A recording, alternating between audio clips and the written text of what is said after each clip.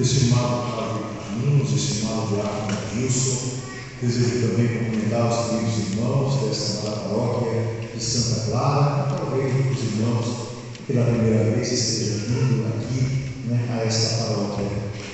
Meus queridos irmãos, minhas queridas irmãs, o Evangelho de hoje se passa um cenário de profunda tensão. Durante 3 anos, depois de ter saído de Nazaré para escolher os seus discípulos na região de Cafarnaum, Jesus tinha caminhado com eles. Todos aqueles discípulos, depois de 3 anos, haviam compreendido aquilo que Jesus havia pregado, havia feito, e eles sabiam verdadeiramente que Jesus Cristo era o Messias. Naturalmente, eles imaginavam que Jesus fosse permanecer com eles para sempre, no que diz respeito a uma presença física. E cada vez que Jesus realizava coisas extraordinárias, mas eles ficavam admirados e mais a fé de cada um daqueles homens ia aumentando na obra daquele que é o Senhor. Pois bem, eles imaginavam que Jesus permaneceria para sempre, mas Jesus sabia que o seu tempo havia chegado. Jesus já havia celebrado com aqueles homens 2 Páscoas, e agora a terceira era a definitiva, aquilo que nós chamamos de a última ceia. Nas outras Páscoas, eles celebraram aquilo que nós vimos do Antigo Testamento através da primeira leitura, a libertação do povo judeu das garras do faraó do Egito, a fidelidade de Deus ao longo de toda a caminhada, deserto adentro, em busca de Canaã, a cidade prometida, Israel, aquilo que Deus havia lhes prometido como terra onde haveria de brotar leite e mel, ou seja, a abundância da palavra de Deus e ao mesmo tempo as riquezas da terra. Esse povo caminhou e foi perseverante porque não esqueceram de Adonai, o seu Senhor e o seu Deus, e por causa dessa fidelidade chegaram à terra prometida. Jesus é filho dessa terra prometida, escolhida por Deus. Jesus é filho dessa terra de Abraão, de Isaac e de Jacó. Jesus trouxe para aquela terra, e haveria de ser para todo o mundo, a palavra de salvação e vida que devia chegar ao coração de toda a humanidade. E ali estavam 12 homens escolhidos por ele para que fossem continuadores dessa obra. Porque Jesus sabia que a mesma perseguição feita pelo faraó e tudo aquilo que os profetas sofreram antes dele, ele também sofreria. Porque as pessoas desejam a verdade, e não poucas vezes para os outros. Desejam que as coisas aconteçam, no que diz respeito ao sacrifício, na vida dos outros. E de um modo especial, não são todos aqueles que desejam abandonar o seu mau caminho para viver em Deus, ver as realidades transformadas. Com o resultado, Jesus sabia que por causa da verdade, que por causa do amor que ele transmitiu, por causa de tudo aquilo que ele havia dado àquelas pessoas, ele haveria de sofrer. E não seria por causa do povo em geral, mas seria por causa, inegavelmente, das autoridades do seu tempo. Herodes, representando a autoridade civil, Anás e Caifás, representando as autoridades religiosas, os fariseus e os saduceus, representando os partidos daquele tempo, e tantos outros, eles não queriam simplesmente perder o local onde eles estavam, abrir mão das suas benesses, e de um modo especial, de continuar ludibriando e matando o povo, dando a esse povo apenas pão seco, ao invés de dar a possibilidade de uma vida digna. Jesus falou para todos eles.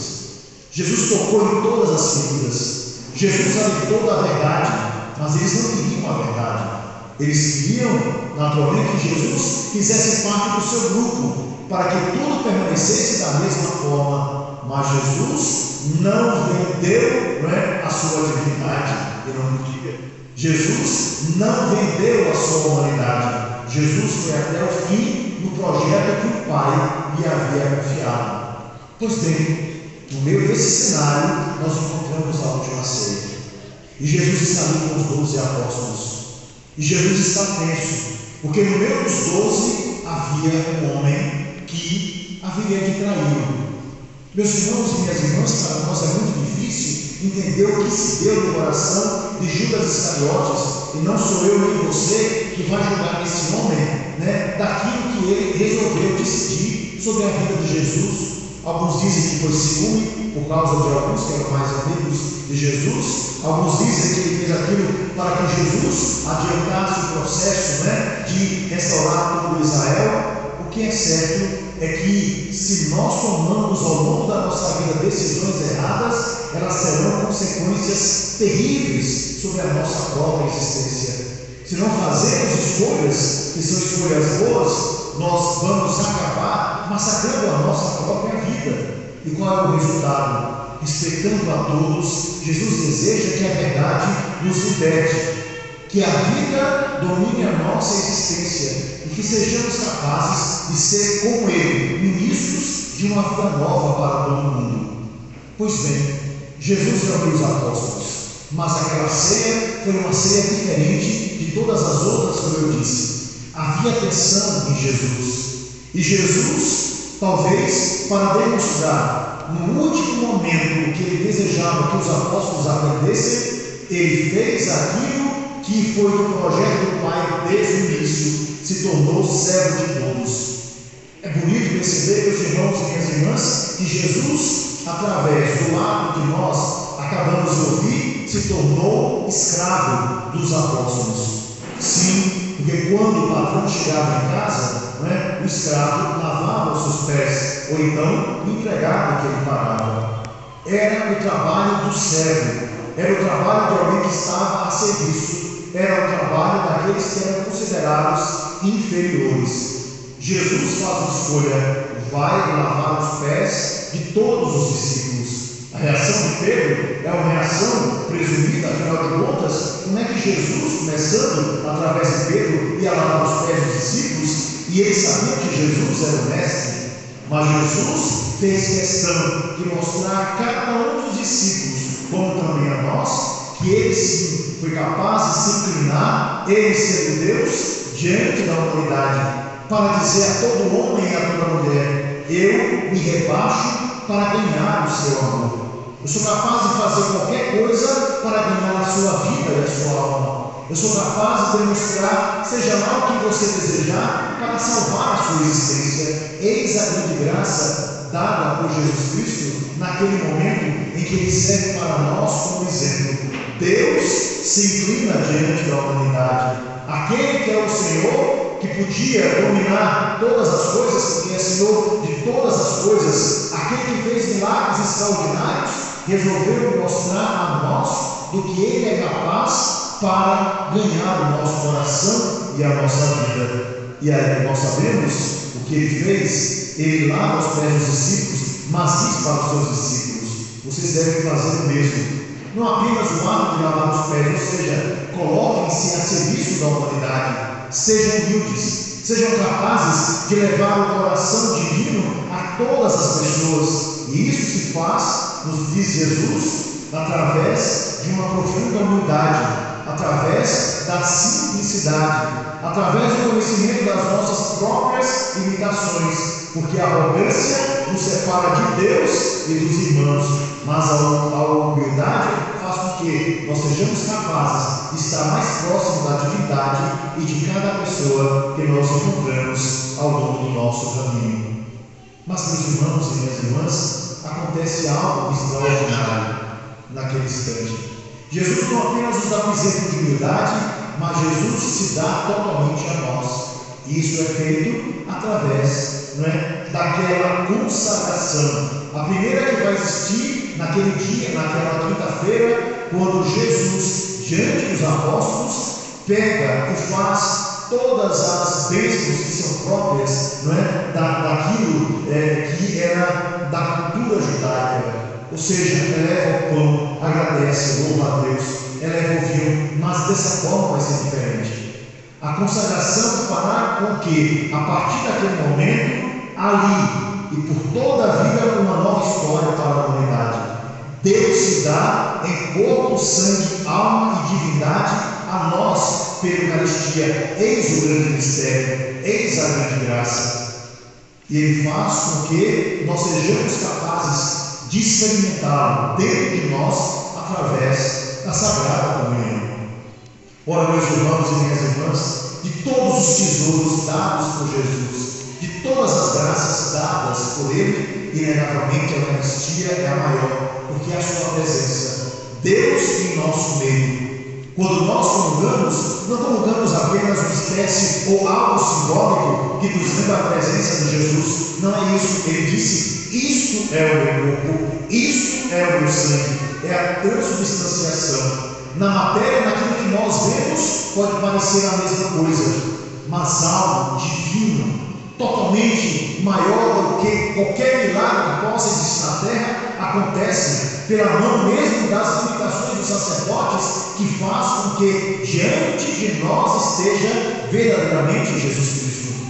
E eu diria, meus irmãos, para vocês, que a graça é tão grande que a Eucaristia se torna portal de vida para todos nós. Algo que sempre vem à minha cabeça quando nós elevamos a hóstia sagrada, quando nós contemplamos, a presença real de Jesus Cristo pela Eucaristia, nós podemos ver o outro lado, podemos ver o céu, porque anjos e santos contemplam o céu e olham eternamente para aquele mesmo que pela Eucaristia nós contemplamos a terra. E através da Eucaristia, nós, olhando para lá, nós podemos ver os olhos dos nossos antepassados, dos grandes santos, dos anjos, de todos aqueles que nos antecederam. E por causa da Eucaristia, céu e terra se unem. Nos tornamos um só coração e uma só alma. Nos tornamos verdadeiramente divinos, no sentido bonito da palavra, ou seja, temos Deus dentro de nós, temos Deus na nossa vida, somos fortalecidos por esse pão que não sacia apenas o nosso desejo de alimentar o nosso corpo, mas de transformar a nossa alma. Eis a grande graça da presença do Senhor em nosso meio, através da hóstia consagrada.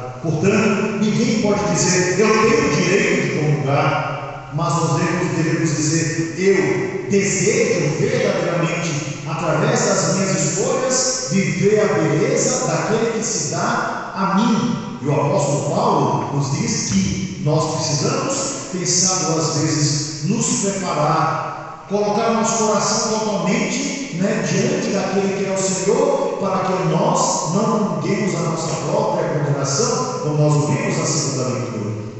Mas, meus irmãos e minhas irmãs, existe um fato, e eu gostaria de concluir essa minha meditação exatamente observando o que acontece naquela última ceia, e peço desculpas por falar da vida dos outros. Judas estava ali, e é interessante que no momento em que o diabo entra no corpo de Jesus, o diabo entra no corpo de Judas, o que vai acontecer na vida daquele homem? Ele simplesmente se torna totalmente enlouquecido. E é interessante perceber que no momento em que o diabo consegue vencer o coração daquele homem, ele toma uma decisão. Das decisões, a pior. E qual foi a decisão de Judas na continuidade do Evangelho? Judas sai da sala onde estava Jesus e os apóstolos. Não existe coisa pior na nossa vida do que decidirmos sair da sala onde está Jesus. Não existe coisa pior quando a gente toma uma decisão, talvez por causa de alguém, de sair daquilo que é bom da igreja, ou seja lá do que for. Não existe nada pior na nossa vida quando nós tomamos uma decisão que será, tempos depois, motivo para a nossa derrota. Judas saiu.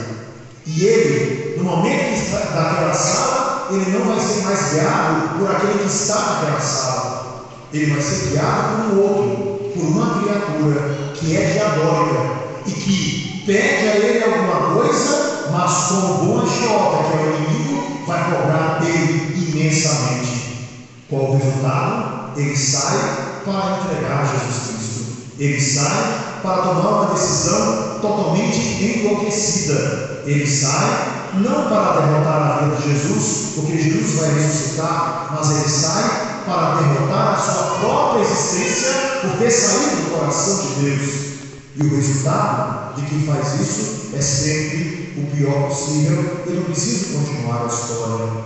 Portanto, meus irmãos e minhas irmãs, hoje celebrando a instituição da Eucaristia, cada um de nós tem que ter plena consciência de que ele não pode sair do lugar onde Jesus está, não pode sair do coração de Deus, não pode sair do lugar onde estão os discípulos do Senhor e os apóstolos, aqueles que devem ser os continuadores daquilo que Jesus Cristo ensinou. Não deve deixar jamais que a arrogância, ou talvez uma tristeza, ou um momento, nos afaste exatamente daquele que vai nos dar tudo aquilo que nós precisamos, vai saciar essa nossa sede, essa nossa fome de vida e vai transformar integralmente a nossa sala. Sair da sala da graça é ir para o ambiente da desgraça. Sair do lugar onde está Jesus é para habitar no lugar onde está o diabo. Deixar aquele ambiente com a presença do Senhor significa escolher o outro que será motivo de derrota. Deus respeita a nossa liberdade.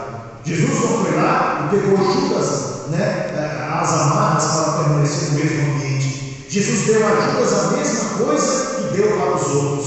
Judas viu os mesmos milagres que os outros viram, participou e ouviu das mesmas graças, mas na hora fundamental resolveu escolher a desgraça, imaginando que atingiria Jesus, mas atingiu infelizmente a ele mesmo. Às vezes nós não podemos nos esquecer que podemos tomar veneno imaginando que vamos matar aquele que está ao nosso lado, e por causa disso nós somos inegavelmente responsáveis pelas nossas escolhas. Que a nossa escolha seja Jesus Cristo e sua causa, que a nossa escolha seja estar com o Senhor, que a nossa escolha seja viver o seu mistério que é profundamente exigente, a sua vida que inebria e o seu corpo e o sangue que salvam. Eis o grande mistério que vivemos nesta noite. Eis a grande alegria de estarmos nesta sala com o Senhor para renovar a nossa aliança e dizer: é o Senhor que nós queremos, é Ele que é a fonte de toda a nossa alegria e de toda a nossa existência. E para concluir, meus irmãos, eu vou contar uma história para vocês que fala de alimento e que nos fala exatamente daquilo que é a gratidão que nós devemos ter ao longo de toda a vida para com a pessoa de Jesus. E a história nos diz o seguinte: havia um rapaz no interior que era muito pobre. Os seus pais eram agricultores e viviam, naturalmente, daquilo que plantavam. O que podiam, eles vendiam, e assim viviam uma vida muito digna. Desde pequeno, o rapaz era muito inteligente. O menino era realmente esplendoroso no que diz respeito à inteligência e à bondade também. E o menino estudava, os pais investiram, apesar da pobreza, nos estudos daquele garoto, fazendo com que ele não trabalhasse no campo, mas em casa o tempo todo estudasse. E o menino amava estudar. Terminou o ensino médio e ele disse para os pais: meu maior sonho é ser médico. Mas isso naturalmente é muito difícil. Mas os pais, com muito sacrifício, pagou uma passagem para que ele fizesse vestibular lá na capital. E não é que o rapaz passou para a Universidade Federal no curso de Medicina? Pois bem, toda a família se uniu para ajudar o rapaz, e todos os meses mandavam um dinheirinho para que ele pudesse sustentar a capital. Alugaram um quartinho bem pequenininho, em um lugar da periferia, e com muito sacrifício o rapaz usava todo aquele pouquinho dinheiro que tinha para ir lá para a universidade, e lá passava o dia inteirinho estudando e passou a ser realmente um aluno de destaque. Quando ele estava no segundo ano de medicina, e o caminho ainda devia ser muito longo, ele precisou comprar uma série de livros e gastou todo o dinheiro que ele usava para comprar a comida. E ele estava com muita fome naquela noite, quase que desesperado naquele princípio de noite. ele não conseguia dormir, ele não conseguia estudar, ele não conseguia porque ele não tinha alimento, e ele tinha vergonha de pedir a alguém um pouco de alimento, porque olhando para ele tão jovem, né? E talvez alguém sabendo que ele estudava medicina, como é que ele ia pedir esmola? Porém, a fome o venceu, e por causa disso, desesperado pela fome, ele resolveu sair tentando encontrar alguém que lhe desse um pouco de alimento. Estava frio, as portas estavam fechadas, e ele, no desespero da fome, resolveu bater na porta de uma senhora que ele via naturalmente pela casa que era pobre, mas ele disse: os pobres geralmente ajudam com mais facilidade, e é aqui que eu vou bater, né? Então bateu na porta daquela senhora, e a senhora abriu e olhou para ele. Quando ele olhou para ela, aquela tão simples senhora, ela disse: posso ajudar a você em alguma coisa? E ele estava tremendo e olhando para ela, teve tanta vergonha que disse: eu gostaria de um copo d'água. Ela olhou para o rapaz e viu que ele estava com fome. Ela disse: espere só um minutinho, que eu vou aqui dentro e vou pegar o que você precisa. Entrou e, na pobreza do seu lar, pegou um pão, colocou um pedacinho de queijo, passou também manteiga, colocou suco dentro de um copo e trouxe para o rapaz. E ali na porta, o rapaz comeu com toda a avidez aquele pão e tomou aquele suco. E depois, olhando bem para o rosto daquela senhora, que tinha uma marca vermelha aqui no rosto, ele disse: muito obrigado, Deus lhe pague. E foi para casa. O dinheiro chegou no dia seguinte e ele continuou a sua história. Pois bem, os anos se passaram e esse rapaz finalmente, se tornou médico, e ele se tornou dermatologista.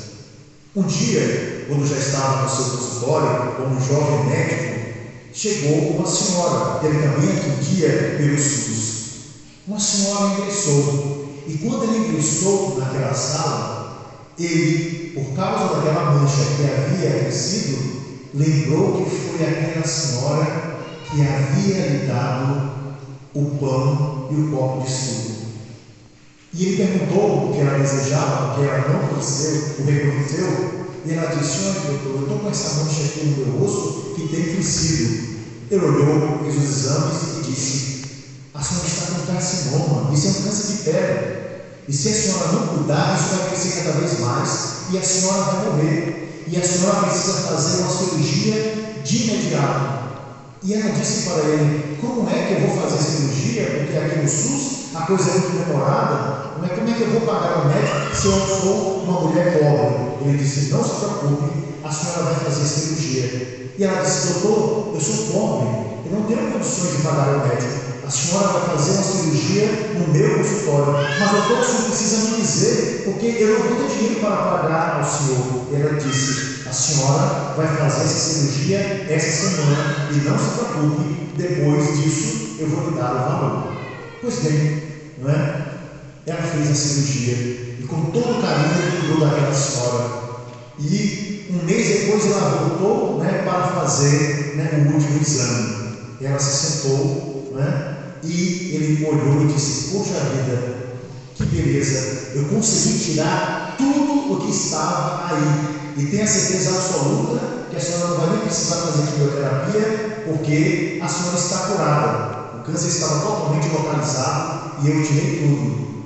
E ela disse: está certo, doutor, eu agradeço. Eu não sei porque o senhor foi tão caridosa comigo assim, mas eu preciso saber o preço daquilo que eu passei por causa dessa cirurgia. E ele disse: veja só, por acaso eu tenho um preço aqui na minha gaveta. Ele abriu a gaveta, tirou o papel e entregou para ela, e ela leu: tudo está pago por um pão com manteiga e um copo de suco.